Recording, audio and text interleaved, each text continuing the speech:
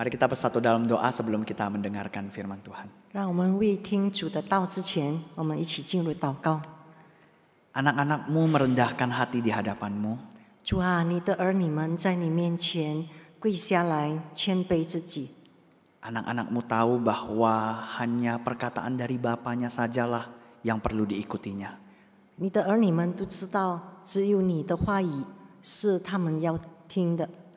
Karena itu tuntunlah setiap anak-anakmu yang ada di tempat ini maupun yang ada di rumah mereka masing-masing. 主啊，所以我们向你求，求你自己带领我们在这里的每个弟兄姐妹们，还有在家里的每个弟兄姐妹们。 Yang menyampaikan, yang mendengarkan, merenungkan bersama-sama, kemudian mengerjakannya dalam kehidupannya.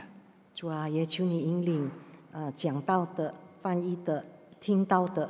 好，让我们一起能够行你的吩咐，行你的道。 Hanya dalam nama Tuhan Yesus Kristus yang mengajarkan kami bahwa ada Bapa yang bersama-sama dengan kami berdoa. 奉靠主耶稣基督教导我们，只有天父上帝带领我们的主，我们一起祷告。 Amin. 阿门。 Saudara yang dikasihi oleh Tuhan, mari kita sama-sama membuka satu kebenaran firman Tuhan yang terambil dari Nehemia 1. 大家请打开圣经，是在这个尼希米书第1章。 Kita akan membacakan ayatnya yang ke-7. 第7节。 Saya akan membacakannya, silakan jemaat semua dapat mengikutinya dalam Alkitab masing-masing. Kami telah sangat bersalah terhadapmu dan tidak mengikuti perintah-perintah, ketetapan-ketetapan dan peraturan-peraturan yang telah kau perintahkan kepada Musa, hambamu itu. Saudara yang dikasihi oleh Tuhan, saya yakin ketika membaca Nehemia, 弟兄姊妹们，当你们读到这个尼希米书的时候， kita tahu konteks daripada pergumulan Nehemia ini. 我相信你们都晓得，说这个尼希米他所挣扎的是什么？ Berada di negeri orang, menduduki jabatan yang baik, 他是在异国，他做着这个，他拥有美好的地位， mendapatkan kasih dari raja, membuatnya harusnya hidup dengan nyaman. 国王也是很爱他，所以呢，他应该是很舒适的在这个异国活着。 Bahkan tidak terlalu berlebihan rasanya ketika kita mengatakan bahwa Nehemia menjadi orang yang raja pertaruhkan nyawanya. 我们可以说，尼希米呢，就是他的国王呢，为他这个敢把生命，这个献给他的这种爱。 Namun saudara yang dikasih oleh Tuhan, ketika posisi dan pekerjaan daripada Nehemia yang begitu nyaman ini, kehidupan yang begitu nyaman ini, kita tahu bahwa Nehemia menghabiskan waktunya di tengah-tengah negeri orang. 我们晓得，虽然尼希米他是活在这么舒适、这么好的地位，可是呢，他深深的知道自己是活在异国。 Saudara yang dikasih oleh Tuhan, beberapa jam yang lalu sebelum kita beribadah bersama-sama di tempat ini, saya ditelepon oleh seorang hamba Tuhan yang berada di kampung halaman saya. 在为这个进入这个祷告会之前的几个小时前，有一位我的这个同工，就是主仆，也是打电话给我，他是从我的家乡打来的。 Ketika berbicara di tengah-tengah pembicaraan yang ada, dia bertanya seperti ini kepada saya, apakah kamu tidak pulang kampung? 在我的电话中呢，在电话中他这样问我：“你不回家乡吗？” Saudara, ketika kita berada di tempat orang, di negeri orang, kita merantau. 弟兄姐妹们，当我们在异国，就是在别人家的国家的时候， sedikit banyak kita punya perasaan untuk pulang ke kampung halaman. 多多少少我们一定有想要回自己的家乡。 Walau apapun itu alasannya, mungkin bertemu keluarga, mungkin melihat kondisi yang ada di sana, melihat perkembangan di sana, berjumpa dengan teman-teman lama. Ada banyak alasan yang mungkin saja mengundang kita untuk pulang ke kampung halaman.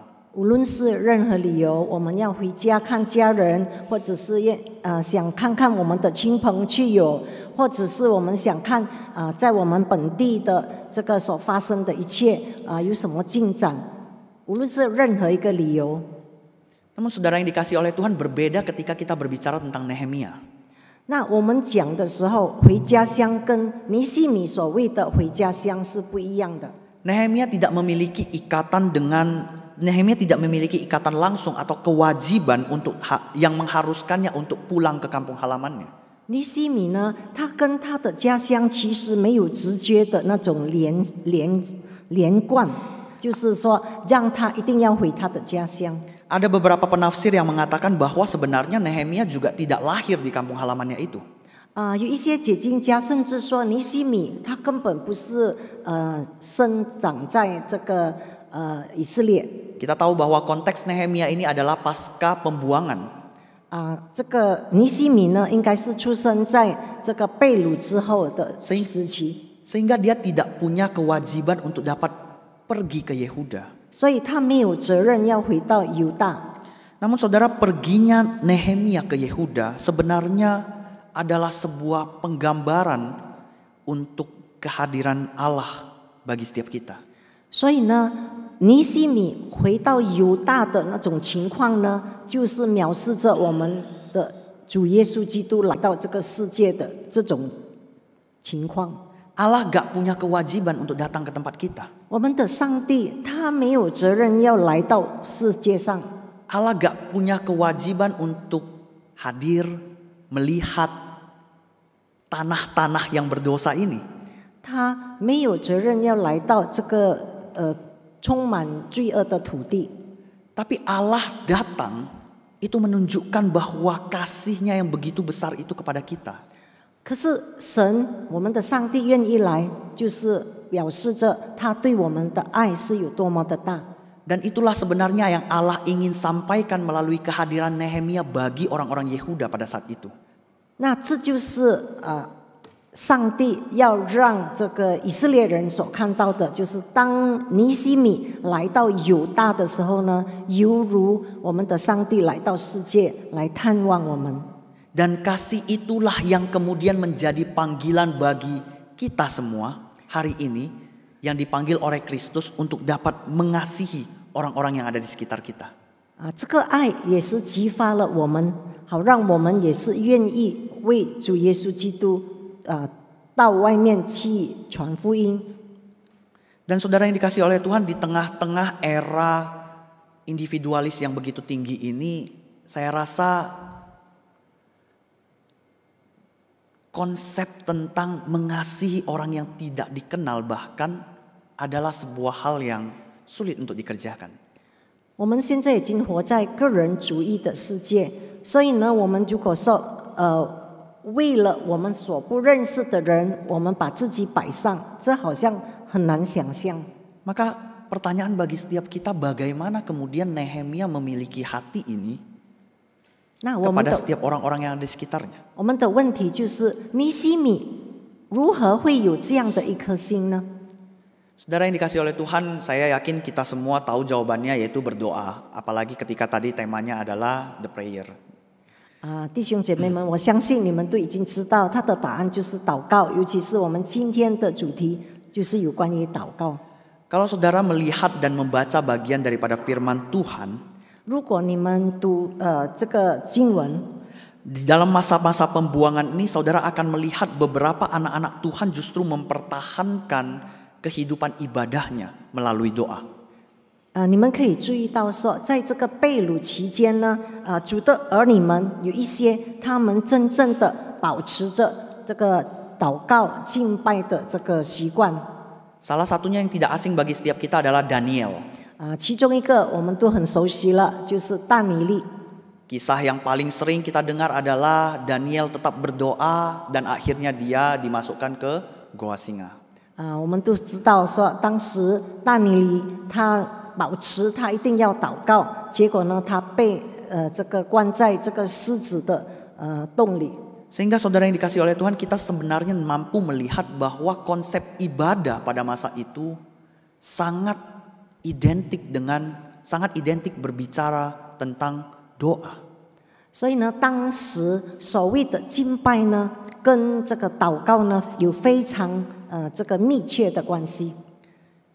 Mereka tidak punya tempat beribadah. 他们没有这个敬拜的地方。 Mereka tidak punya instrumen-instrumen musik.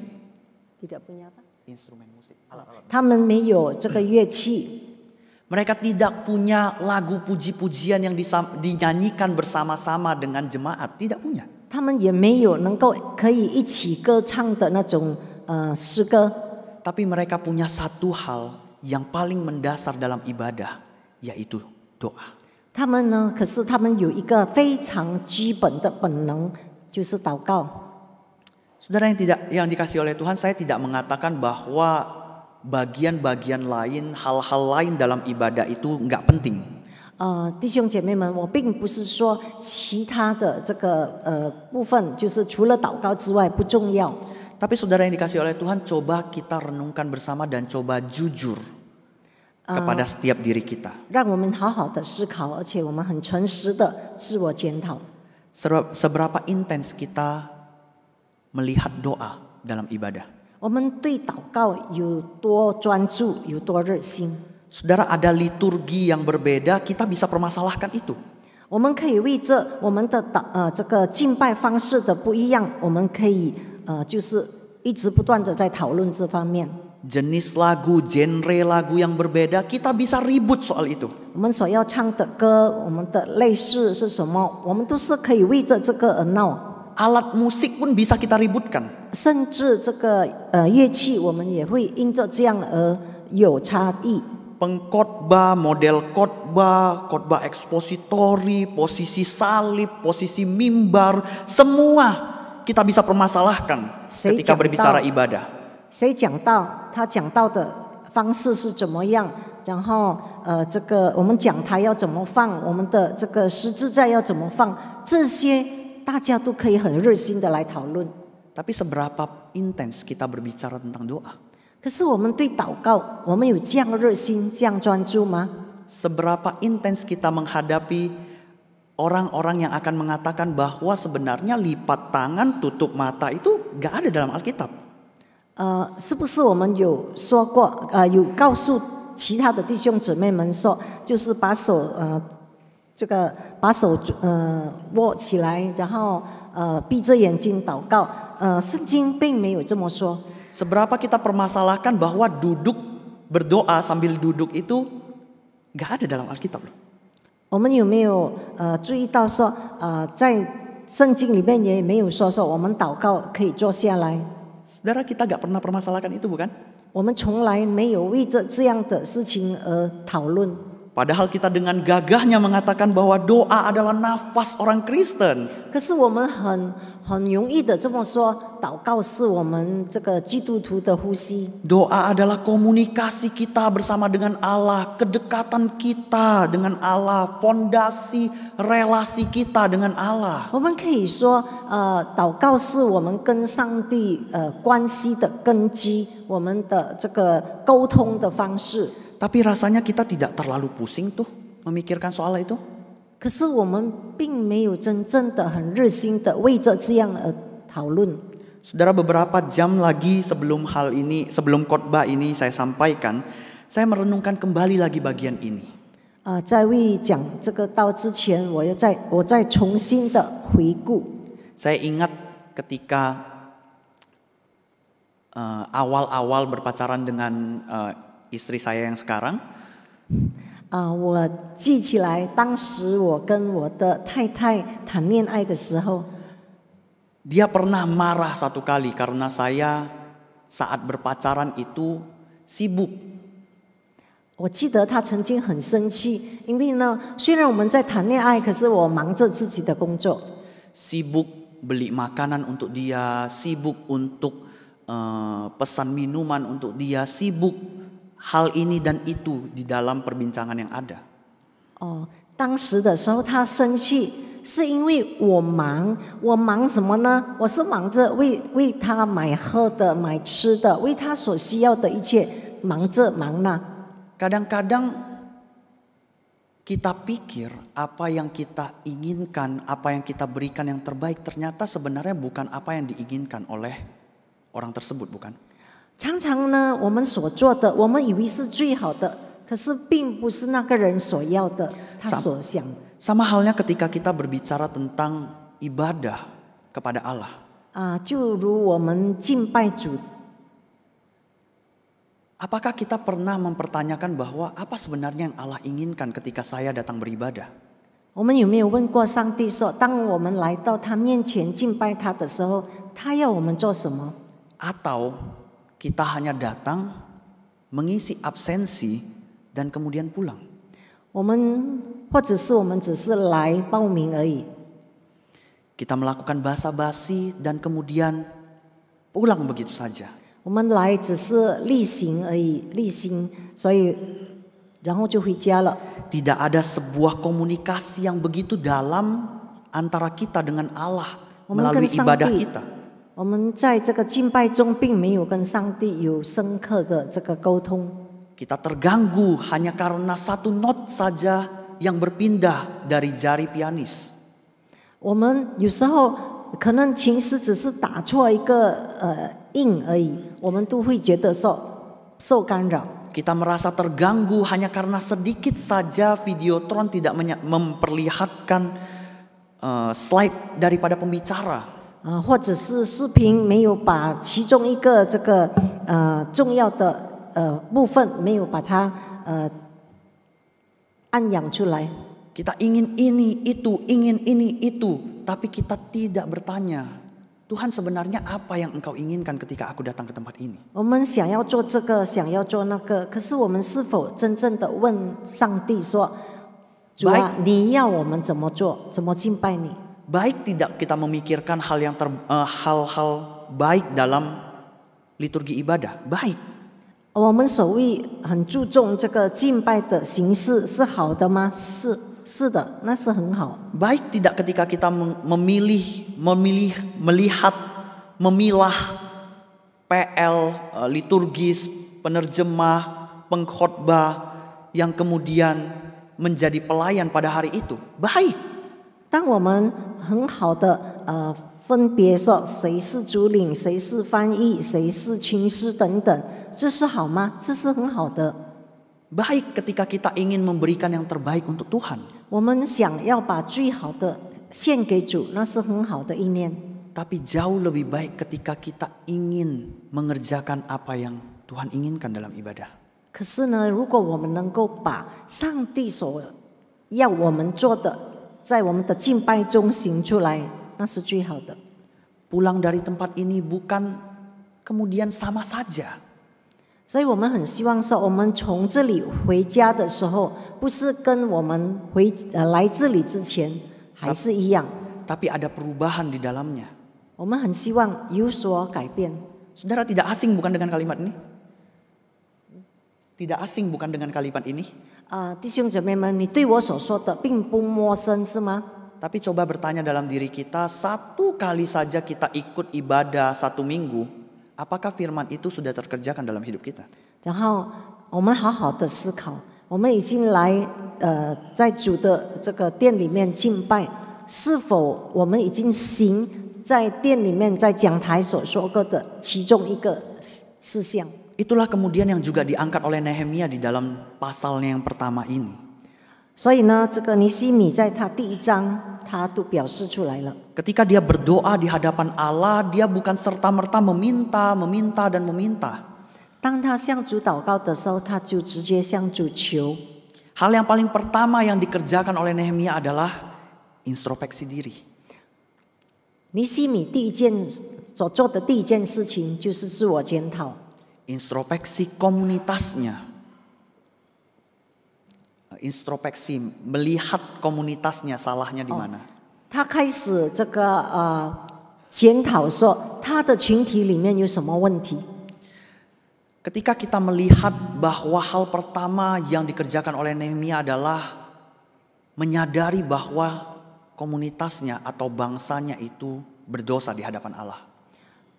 尼希米第一个回应就是他知道他的群体在主面前已经犯罪了。Maka hal yang pertama yang dapat kita lihat di dalam doa, Nehemia memberitahukan kepada kita bahwa Allah menghubungkan dirinya dengan kita. 所以我们看说，在尼西米的祷告的第一句话，就是把自己跪在主的面前，然后让主跟我们联系。 Sehingga dia bisa secara spesifik melihat apa salahnya, apa salah umat Allah yang ada di tengah-tengahnya. 当他把他的群体跟主连接在一起的时候，他可以看见他群体所犯的罪、所犯的错误。 Saudara yang dikasihi oleh Tuhan, ketika kita terhubung dengan Allah, maka kita akan melihat segala sesuatu yang ada di dalam kehidupan kita dari kacamatanya Allah. 当我们跟主连接的时候呢，我们可以看一切从主的眼光来看。 Dan sangat menarik ketika kita melihat Nehemia secara spesifik mengatakan apa salah daripada bangsanya itu. 很有趣的就是尼西米可以很直接的把这个很具体的把这个他们所犯的错显出来。 Dan dari sanalah kemudian dia mulai doanya, mulai komunikasinya, mulai relasinya dengan Allah. 从那边开始，他已经跟主有沟通，然后他开始建立跟主的关系。 Karena itu saudara yang dikasihi oleh Tuhan, cobalah berpindah dari doa yang hanya sekedar kepada doa yang membangun relasi dengan Allah. 所以呢，弟兄姐妹们，让我们一起来学习。我们不要单单祷告祈求，我们学习说，我们如何的在祷告中跟主建立关系。 Belajarlah untuk diam, tenang, 我们学习如何的静默在主的面前， dan berbicara dengan Allah. 然后我们让主跟我们沟通。 Yang terakhir saudara, doa membawa kita menyelaraskan diri dengan Allah. 最后我要告诉大家，就是说，祷告可以让我们跟主的关系、跟主的计划和谐， Membuat kita tunduk untuk dapat mengikuti rencana Allah dalam hidup kita. 好让我们能够服从主，服从他已经为我们预备的这个计划。 Setelah Allah membawa kita untuk selaras dengannya, melihat apa yang ada di depan kita dari kacamatanya Allah, 当我们的眼光以神的眼光和谐的时候，那我们可以看一切用神的眼光来看。 maka selanjutnya adalah bagaimana menghadapi yang ada di depan kita itu dengan caranya Allah. 接下来呢，我们就能够面对一切，用上帝的方式来面对。 Itulah kemudian yang dilakukan oleh Nehemia ketika dia berbicara dengan Allah. 当尼西米跟上帝说话的时候，他就是用这种方式。 Nehemia tahu bahwa Allah menginginkan pemulihan yang terjadi pada umatnya bukan hanya secara fisik dan mental, bukan hanya sekedar itu. 尼西米呢，他希望说，他的子民就是说，上帝的子民跟上帝的关系的恢复，不只是在物理上跟在精神上的福幸。 Kita tahu bahwa pembangunan tembok yang dibicarakan dalam Nehemia itu berkaitan erat dengan pembangunan fisik dan juga mental daripada bangsa Israel. 我们看到说，尼西米所谓的建造城墙，跟这个建造以色列人的这个身体跟这个精神的健康有关。 Tapi ketika kita membaca lebih lanjut bagian daripada firman Tuhan ini, kita akan melihat bahwa Nehemia juga terpanggil atau Nehemia juga melakukan pembangunan secara spiritual. 那如果我们更深入的了解尼西米的祷告，这段经文呢，我们就可以看到说，尼西米也是跟神建立这个属灵的关系。 Dia membawa kembali orang-orang Israel untuk melihat hukum Allah dan hidup di dalam hukumnya Allah. 他带领以色列人回到主的道、主的这个律例，然后活在主的律例里面。 Sekalipun kita tahu kalau kita membaca sampai akhir daripada kitab ini, kita akan melihat bahwa bangsa itu tidak berubah. 虽然我们知道说到最后的时候，这个以色列子民并没有改变。 Bangsa itu bertobat tapi hanya sesaat. 他们虽然悔改，可是只是一阵子而已。 Tapi saudara yang dikasihi oleh Tuhan, terlepas daripada hasil itu, kita dapat melihat bahwa Nehemia di dalam doanya di pasal yang pertama itu, dia menyadari bahwa Allah ingin pembangunan spiritual terjadi di tengah-tengah umatnya. 尽管这样呢，我们可以看到说，尼西米真诚向主的祷告，他很清楚的知道主要他建立这个以色列子民的这个属灵的这个建筑。 Maka dari bagian ini kita dapat belajar bahwa doa dan kehidupan doa adalah ibadah kita kepada Allah. 从这里呢，我们可以学习到说，祷告跟祷告生活是我们敬拜的一部分。 Karena bukan hanya mampu membawa kita melihat dari kacamatanya Allah, 祷告不只是带领我们能够从主的眼光来看一切， tapi juga mampu membawa kita untuk dapat hidup selaras dengan kehendaknya Allah. 也可以带领我们能够和谐着主的服从主的旨意、主的计划而活。 Saya akan tutup dengan satu kalimat yang tidak asing di telinga kita. 我知道有一个句子对你们都不陌生， Kalimat itu kira-kira berbunyi seperti ini. Alkitab tidak akan pernah habis kita baca atau kita pelajari. 圣经呢，我们要读是读不完的。 Saudara, saya tidak setuju dengan kalimat itu. 可是我不赞成这个句子， Saya tidak setuju dengan makna literalnya. 我不赞成他这个句子的这个字体所说的。 Saudara bisa selesai baca Alkitab. 我相信我们的圣经我们可以读完， Saudara bisa selesai menggali kebenaran firman Tuhan yang ada di dalam sini. 我们可以把里面的真理能够好好的探讨。 Tapi saya setuju dengan makna di balik kalimat itu. 可是我赞成这个句子的意义， Yaitu firman-Nya tidak akan pernah selesai untuk kita kerjakan. 就是说它的含义就是说，主的话语是我们行不完的。 Karena pada dasarnya firman-Nya terlalu sempurna untuk kita yang tidak sempurna ini. 因为主的话语对我们这个不完全的人是太完美了。 Itulah sebabnya saudara yang dikasihi oleh Tuhan, ketika kita berbicara tentang menghidupi firman, kita butuh kasih dan juga pertolongan daripada Allah Roh Kudus. 所以弟兄姐妹们，当我们行主的道的时候，我们需要主的爱，需要主的帮助。 Kita perlu Tuhan ada bersama-sama dengan kita. 我们需要上帝与我们同在， Kita perlu ada Tuhan yang memimpin setiap perjalanan kita. 我们需要上帝带领我们的每一步。 Saya undang kita semua untuk dapat bangkit berdiri. 弟兄姐妹们，请肃立， Mari kita sama-sama berdoa. 让我们一起来进入祷告。 Bapa Maha Kasih, kami datang ke hadapan-Mu. 爱我们的天父上帝，我们来到你的面前， Kami perlu Engkau. 我们需要你。 Anak-anak-Mu ini hanya debu dan tanah. 你的儿女们只是土地而已， Yang di dalam anugerah-Mu Engkau berikan nafas. 就是因着你的恩典，我们才得到你的气息。 Namun tidak punya kekuatan yang sanggup untuk dapat menjalankan firman-Mu yang sempurna itu. 我们没有能力能够把你的这个完美的话语、你的吩咐好好的行出来。 Karenanya di dalam ketundukan kami datang di hadapan-Mu. 所以呢，我们在这时候来到你的面前， Memohon Roh-Mu memimpin setiap kami. 我们求你的灵带领我们每个人， Mengerjakan firman-Mu dalam kehidupan kami. 好让我们能够在我们的生活中行你的道。 Bukan hanya dapat berdebat ataupun membual tentang firman Tuhan. 我们不只是为着你的道而向人这个Tapi dapat menghidupi firman itu 可是 dalam 我们 kehidupan 能够 kami.